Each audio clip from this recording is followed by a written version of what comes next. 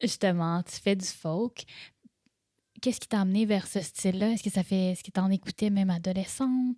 Parce que l'adolescence, c'est quand même pas encore si loin, hein? On peut pas... À Non. mi-chemin, si on peut dire. On peut dire. Ça fait pas si longtemps que ça que t'es adolescente. Est-ce que c'est quelque chose que t'écoutais adolescente? Est-ce qu'à la maison, tes parents écoutaient du folk parce que tu viens du Manitoba?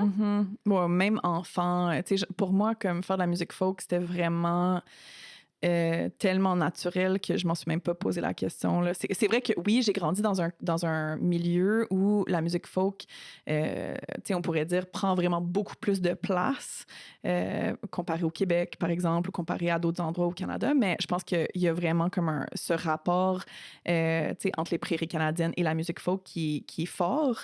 Fait que moi, en grandissant, oui, c'est sûr que mes parents écoutaient énormément de musique folk des années 60, 70.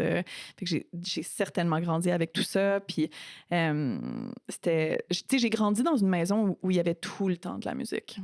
OK. Tout le temps, tout le temps, tout le temps. Est-ce que tu fais encore ça aujourd'hui ou tu as besoin de silence? Ben, c'est drôle que tu me poses la question parce que moi, comparé, mettons, tu sais, mon père, du matin au soir, il écoute de la musique. Genre, du moment où il se lève. Le cadran sonne, c'est la il met radio quelque chose, et ça n'arrête jamais. 100%.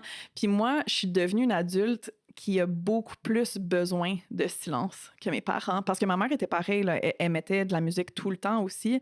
Fait que, ils étaient les deux très, très bien agencés de cette manière-là.